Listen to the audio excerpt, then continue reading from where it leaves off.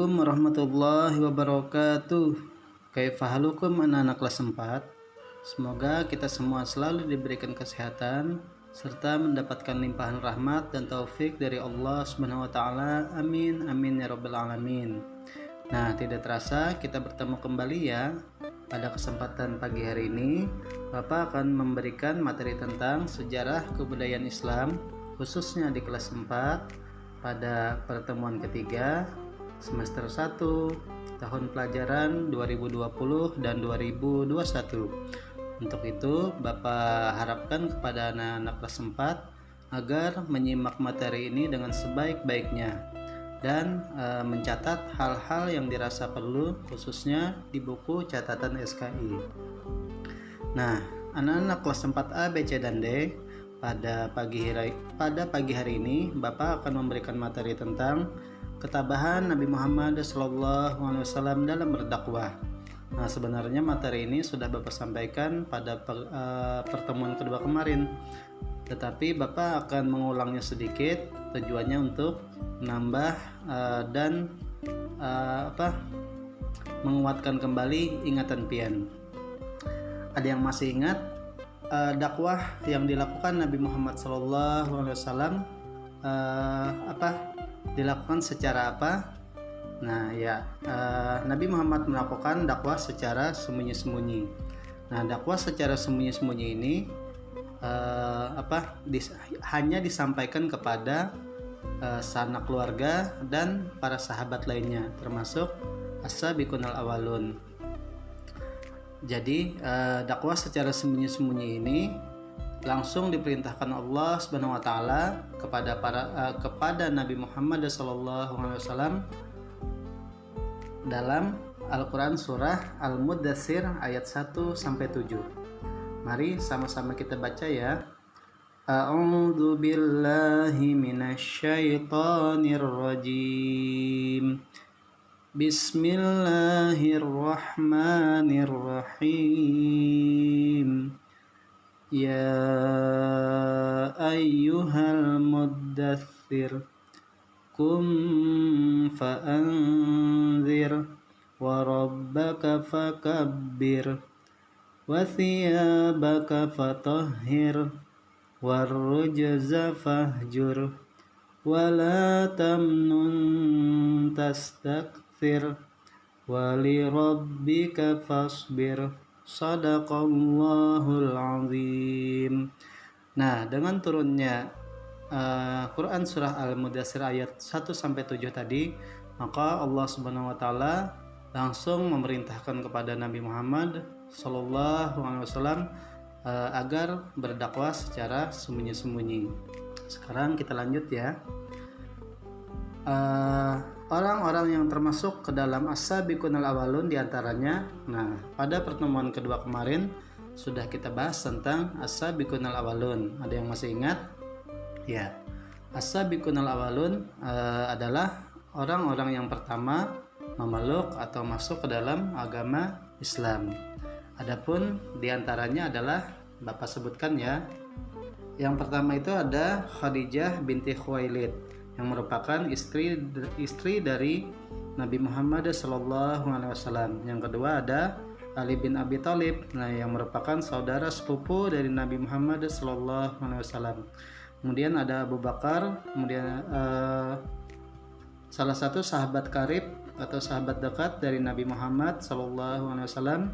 Kemudian ada Utsman bin Affan, ada Zubair bin Awam, Abdurrahman bin Auf, Sa'ad bin Abi Waqqas, Talhah bin Ubaidillah, Abu Ubaidah bin Jarrah, Arqam bin Abil Arqam, Zaid bin Harisah yang merupakan anak angkat dari Nabi Muhammad SAW, dan Ummu Aiman.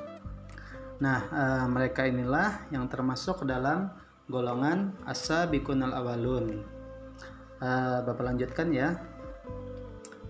Nah, pada kesempatan pagi hari ini kita akan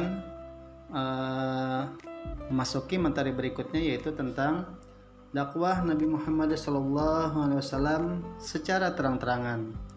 Jadi dakwah yang dilakukan Nabi secara sembunyi-sembunyi tadi itu dilakukan selama kurang lebih 3 tahun. Nah, bayangkan beliau berdakwah secara sembunyi-sembunyi atau diam-diam yang dilakukan selama kurang lebih 3 tahun. Itu lama sekali. Nah, kemudian turunlah perintah dari Allah SWT agar melakukan dakwah secara terang-terangan. Ada yang tahu surah apa? Ya, Quran surah Al-Hijr ayat 94. Kita baca sama-sama lagi ya. A'udzu billahi minasyaitonir rajim. Bismillahirrahmanirrahim. Fasda' bima tu'mar wa a'rid 'anil musyrikin. Shadaqallahul azim.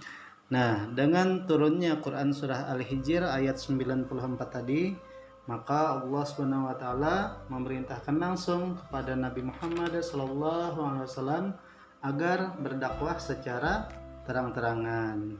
Kita lanjutkan ya. Nah, Nabi Muhammad SAW berdakwah secara terang-terangan yang dilakukan di Bukit Sofa. Bukit Sofa yaitu salah satu bukit yang berada di kota Mekah. Nah, setelah Nabi Muhammad SAW melakukan perintah dari Allah SWT, jadi dilakukannya itu di Bukit Sofa. Hanya sedikit di antara mereka yang mau menerima. Jadi di sana dipanggil dari para sahabat, kemudian dari para kaum Quraisy, kemudian dari para pembesar suku Quraisy. Kemudian ada para sahabat, kerabat dan keluarga dari Nabi Muhammad SAW. Jadi banyak sekali yang diundang, termasuk paman Nabi Muhammad yang bernama Abu Lahab, salah satu tokoh pembesar dari suku Quraisy. Nah, dari tujuan Nabi Muhammad berdakwah itu, beliau menyampaikan tujuannya adalah hanya mengajak untuk menyembah kepada Allah SWT dan meninggalkan kebiasaan buruk. Jadi banyak sekali yang menentang dari dakwah Nabi Muhammad SAW ini, khususnya dari kalangan kaum kafir Quraisy. Nah, jadi Abu Lahab dan istrinya itu berusaha keras menghalangi dakwah Nabi Muhammad SAW. Jadi Abu Lahab tadi menyebarkan fitnah, menyebarkan isu untuk menghalangi dakwah dari Nabi Muhammad agar orang-orang yang berada di suku Quraisy tidak mau memeluk agama Islam. Nah, akan tetapi sejak mulai berdakwah secara terang-terangan ini, Nabi Muhammad SAW banyak sekali mendapat tantangan dari kaum kafir Quraisy. Nah, akan tetapi walaupun mendapat tantangan seperti itu, Nabi Muhammad SAW tidak putus asa. Jadi kada kecewa sidin. Beliau tetap semangat. Nah, makin besar tantangan yang datang, maka makin banyak pula orang yang masuk ke dalam agama Islam. Untuk itu, walaupun istilahnya kita sudah mati-matian, habis-habisan, tetapi kita tidak pernah pantang menyerah dalam menuntut ilmu. Jadi harus tetap semangat ya, seperti yang dilakukan oleh Nabi Muhammad SAW. Nah, adapun materi berikutnya yaitu faktor atau hal yang menyebabkan kaum kafir Quraisy menentang dakwah Nabi Muhammad SAW. Jadi kenapa orang kafir Quraisy itu menentang dakwah Nabi Muhammad? Kenapa mereka kada mau? Nah, jadi ini salah satu alasannya. Nah, adapun yang pertama adalah persaingan berebut kekuasaan. Jadi kaum kafir Quraisy itu tidak bisa membedakan mana nabi, mana kekuasaan. Artinya mana kenabian, mana kerajaan. Nah, mereka itu menganggap bahwa apabila mengikuti ajaran dari Nabi Muhammad SAW, berarti harus tunduk kepada Nabi Muhammad. Nah, mereka berpikiran seperti itu. Bila umat Nabi Muhammad harus tunduk kepada Nabi Muhammad. Nah, padahal tidak begitu. Nabi Muhammad hanya Nabi Muhammad hanya mengajak agar menyembah kepada Allah dan menjauhi segala hal-hal yang dilarang oleh Allah Subhanahu wa taala. Nah, kemudian faktor yang selanjutnya atau alasan yang selanjutnya yaitu hilangnya kasta. Jadi kasta ini kerajaan. Nah, bangsa Arab pada waktu itu hidup berkasta-kasta, artinya banyak sekali wilayah-wilayah. Mereka menjalankan yang namanya itu sistem perbudakan. Jadi ada budak, ada tuan, ada budak, ada tuan, banyak sekali itu. Istilahnya itu kayak pembantu. Nah, orang yang menjadi budak itu memiliki kedudukan yang rendah. Jadi rendah, dianggap kayak pokoknya dianggap sebelah mata, dianggap lemah gitu. Jadi orang yang menjadi budak itu. Nah, mereka itu dianggap sebagai hak milik tuannya. Jadi kayak ampun tuannya, hendak diapai tuannya kah? Nah, sehingga diperlakukan sesuka hati tuannya. Ada disiksa, kemudian kena dikurung, serta dilakukan sesuka hati tuannya tadi.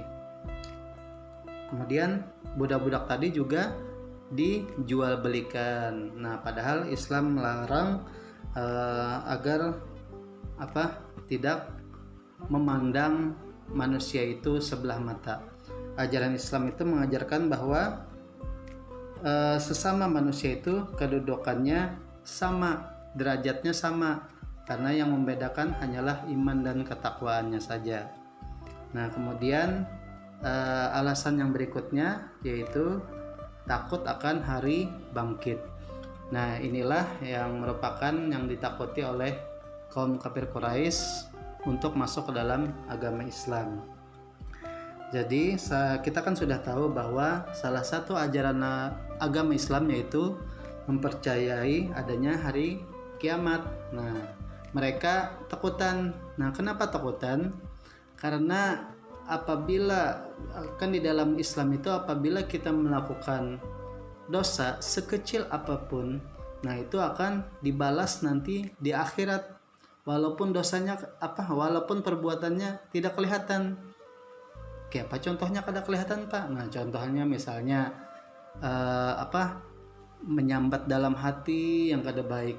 Kemudian memiliki rasa dendam, dengki. Nah, belum lagi perbuatan-perbuatan yang kelihatan lainnya.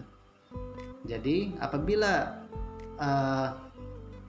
nauzubillah ya, apabila kita melakukan hal tersebut, maka akan dibalas nanti di akhirat.